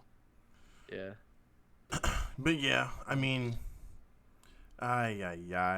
fucking Jared, I genuinely cannot believe NCAA 14 is your second How? favorite Why game. not? Cause I just thought that it would take more than just hours, like the hours played in the You know how game. much fun I've had playing that game? I have had so much fun playing that game. When we played that shit on 360, when I think of memories in games, the one of them that stands out the most to me was Joe and I, USC versus USC. It was our dynasty. It was you were in it too. You were I was Clemson. Clemson. I was South Carolina. No, I was I was You were South SoCal. Carolina. Yeah, you were SoCal. I was USC. US. I Yeah, was USC. and USC. he was South It was Carolina. South Carolina. I remember our thing was called like the something cereal. It was a cereal dynasty, and we all were like Tony the Tiger, Toucan Sam, Captain Crunch, and that game against Joe sticks out in my mind so much. This was before there was just skill gaps between Joe and I in football games. They've kind of leveled out now since we don't play him as much. He doesn't play him as much. Um, but there's Unlucky. like when we think back like periods of time in Madden, like there were times in NCAA 14 was the first football game Joe and I played against each other where it was even. Yeah. When we had played Madden beforehand, I literally beat Joe one game running fake special teams plays the whole game, and it wasn't close. I want to get to Like- this whole entire podcast without mentioning that. Like, but this one game in NCAA 14, when I talk about it just being a all-out fucking slugfest, I'm pretty sure the final score was like 50-47 or something crazy like that. I think it was like 56-62 or something It stupid was like something. It that. was something stupid. There was no defense. No, because you They're couldn't just play like- defense in that game. They're just like plays like I know Joe has a soft spot in his heart for Connor Shaw and Mike Davis. Yes.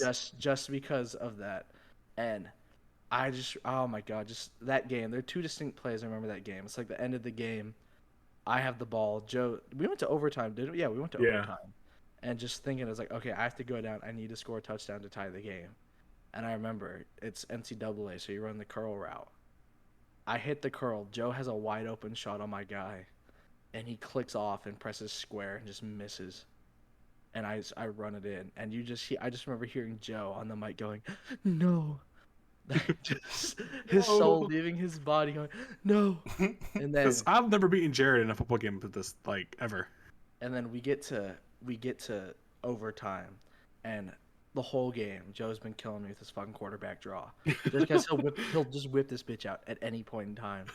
Literally, shout out Coach Lolly. 3rd and 25, Joe runs quarterback draw, picks it up. 1st and goal, quarterback draw, scores a touchdown. Just this is his go-to play, and he did it out of like different formations. So like I didn't know when it was coming, and sure enough, it's like I'm up, and Joe needs to score a touchdown to win the game or to send it to further into overtime. And Joe, I just see it line up, and I was like, he's running quarterback draw. So I just pinched, sent all the blitzes, stuffed him, and just thinking like that was some of the most stressful and most fun I had playing a game because it was us actually trying our hardest, just going back and forth, just all out fucking war. And then I also think back too, Chris, when you made Rockwall, and I made Chantilly. doxing ourselves, and Who cares? made that, and we played against each other. Yeah. Like I think about that, and so I don't know. I just had a lot of time. I couldn't make this without having a sports game on there. No, for sure. I I just didn't couldn't- think it would be 2. You know what I'm saying? I thought I definitely expected one of your football games to be like 4, 5, maybe 3. No, But I not had to put it 2. through. I just But I get it. The hours outweigh everything. Yeah, I got Hours you. outweigh everything, and just the amount of hours in it too. And so just like there's that. Like I loved Dragon Age 2, but after I beat it, I didn't really pick it up again. Loved Far Cry 3, played the shit out of that. Played Borderlands 2 on 360, then played through it again with you guys. And then Halo 3 is fucking Halo 3. It's the GOAT. Good game. I mean, like, because when I think about it, if I was gonna put any sports game on there, it probably would have been like 2K13. If I was gonna put any of them on I there, fucking knew it. I fucking knew like, it, it. Joe, you don't get it, dude. Like 2K13 was a blast. It was a terrible game.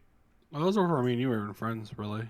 Yeah, no, we really weren't friends Hey, yet. But Hey, that's where we have Michael in that pitch. that's when we had Michael. Michael with his 79 overall, 99 3. That's all he could do. He could only shoot threes. He couldn't do anything else. I just He remember. had a I just timer remember down. Chris would like talk shit to his friends, and they would get on to play 2K, and he's like, "You don't get it. I got my boy." And then it would just be me and Chris versus the world because I had my 99. I had like 499 overall people. That was All back in- when you could like farm for VC Oh yeah. instead of having to buy it. When I had Like my you can't do those things now. You get banned. no, absolutely Hey, you can't cut into their pockets. no. If Joe had a sports game in his, It'd probably I be feel like UFC. he might- No, No, it'd be it'd be NHL or Madden 25. no, Or, it'd no, probably it'd be it'd be NCAA. it would be NCAA Yeah. easily. Yeah, Yeah. not even a competition really. No. I'm just not What? even. Because I put a shit ton of hours into NCAA too. I mean, I guess it's just because I'm not good at them. And I mean, like, anytime I play a football game, like, I never have fun. Like, I could play, like, literally a bot, and I just won't have fun. Like, I don't know. Remember when we had our 4-person franchise was us 3 and Zach? Hmm. That was insane. I can't believe we actually did that, and it lasted as long as it did. That's a little bit. I threw for 1,100 yards in one game. Weren't Yeah, you guys like, how many combining picks? for like 20 picks a game? Details. Who? That just I it don't- just blew my mind. It just blows my mind because like, and I think in our friend group, Joe's the best all-around gamer by far. I think Joe's the. What? I think you're best overall skill level when it comes to certain things. I think Chris is the best at fighting games, by far. I think Joe, you're the best at shooters, and then I think when it comes to sports games, it's me, just because that's all I fucking play. And so it would always blow my mind, like playing shooters with you, Joe, and then we would play Madden, and you would just be so innately bad. And then it blew my mind. I was like, oh, Joe's good at everything, and then we played Madden. I was like, oh, I just beat him 70-0. I got better And though. like, or like, Chris, this is also like when you played Madden. This is also during your time where you're just kind of ass at everything. Well, I mean, you gotta think about it. The only things that I played were Siege and then Madden. That was it. Those are the only 2 games I was Yeah. playing, unless it was 2K. And I mean, and I'm better than everybody at 2K. Like, Come on with it. okay, you don't want that smoke, Well, I do want this one. but so it'd be like just one of those things. Were you the number 1 pick? Okay, here we go, ladies and gentlemen. Here we go. I'll But, concede we're top 2. I'll Gotcha, concede bitch. that. But for real though, like, I was clearly I'm even at that point in time though, like what 2K16, 2K17, I was clearly better at 2K at that point in time. Oh yeah, then. But Siege, I was not, never will be good at Siege, ever. I could install aimbot and I still wouldn't be good at Siege. That's just not true. It's very true. And then like Madden, I think I've won a total of 3 Madden games Hey, against you beat me. users in the past beat me. 11 years. I've won 3 user games of Madden. I think that's true. I have like, wait, hold on. When did Madden 09 was the last game I played against my neighbor, and I won that game probably. I think Madden 09. So since Madden 09, I have won 3 user games. Count that NCAA or Madden. And it's just like, I just don't get it. I'm just not good. Never will be. You did beat me 1 game. Did I call engage 8 every play? Yeah, but you still beat me. I don't know, I forget. No, we don't count that. It was also a draft champions game. Hey, Draft Champions is the best thing Madden ever did. It is indeed 100%. This is by far the single Aren't they best. adding that to 2K next year? If they are, then I have a That'd reason be- to play that would 2K be again. nutty. I'm pretty sure I saw that somewhere that they are. I just want us to play All-Star Team. If they had like a 3v3, if they had more than just 5v5, they did like a 3v3 too. Yo. Bring Blacktop back. They'll never bring Blacktop back. Yeah, they hate fun. If they had a Blacktop was 3v3 mode- Blacktop was the best way to play my player stuff. Yes, by far. They had the shadows on the court to where you couldn't see where the fuck you were. Oh, Like so good. like the park now. I really cannot stand the park now, bro. It's so bad.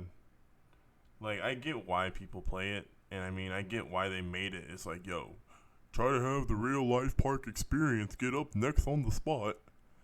Okay, yeah, no, fuck out of here. I don't want to. It's so dumb. Wait to play No the one game. wants to wait to play the game. Just have it matchmake, just like literally every other game. Hey, Pro Am and Rec was fun. That was fun. Well, because Yeah. you're getting into the game. I know. You don't get into the game on the park. But and I mean, people like the park because that's where you're most OD, because you can all the park animations and stuff, and Yeah. then the badges and all that. It It's so dumb. just sucks that some of the people that we played 2K with just didn't understand basketball, and that was so infuriating. Oh, I mean, shit. Call them out. Zach, Caleb, What is wrong? K-pop. Learn fucking basketball. What's crazy is they're all from the same place. Yo. I mean, you Hey, can't blame real them quick, for not knowing basketball. second podcast in a row. Shout out my man Cooper, Road Dog #1. Shout out my dog Shut Cooper. the fuck up. Shout out Cooper, my #1 Road Dog. Oh Hey, my Cooper's God. my guy. Cooper's my guy. Yeah, because he drafted you first overall. And because Cooper was also the only other one that was competent when we played together. Joe's a good big, because Joe knew how to set screens and get boards, because that's all he fucking... This guy was 7'3", 400 pounds, and couldn't get up and down the court, but he did his job. I knew the rule. Just said I knew my role. That's just the part that sucks, is like, you either put your best person at center, or you put someone who doesn't know how to shoot at center, and it's just like, it's just not fun being the big. I had fun playing the big sometimes, but it's just frustrating when you see no one hit shots. Shout out my sucks. stretch 4 in 2K20. It sucks because you're sitting there and you're like, okay, so here we go. Let's play 2K. And then it's like, oh, I guess I gotta play big, right? The issue is a lot of people don't know how to run the offense. Nope. No one knows how to run an offense in Nope. basketball. Granted, you don't need too much, but you need to understand that, like, yo, you need to swing the ball around, you need to pass it to the big, get it back out, or need to drive cut. and kick. Like, Yep. It's not too hard, but everybody thinks that they're Steph Curry when they play 2K, or that they're like LeBron, and it's like, no, you're not. You never will be. 2K has literally made it to where you cannot do that. I mean, so you can't have fun. They made it to where you cannot be Steph Curry, LeBron James, Kevin Durant, I Giannis. said no fun. Like, you can't be any of these crazy people because they're too good, right? So you have to actually, like, play basketball. Oh my God, we'll get into that a different time. This is all right. So this has been going on for an hour and 52 minutes. Oh jeez. We're gonna go. boy, this is We're gonna go ahead and Wrap cut this it off thing there. We're gonna wrap this up. Hey, so Cut it. Jesus Christ. Well, thanks for listening. If you made it all the way through, shout out to you. Don't Okay, forget see. to like, Don't forget to like, subscribe, tell your friends, follow us on Twitter, follow us on Twitch. When this is inevitably on Spotify, Apple Podcasts, make sure you like, download, review, rate 5 stars. We don't care what you say if you rate us 5 stars. You could say you suck, but give us 5 stars. Who cares? And tell your friends. Thanks for listening. This is Jared, Chris, and Joe. See ya. And see ya.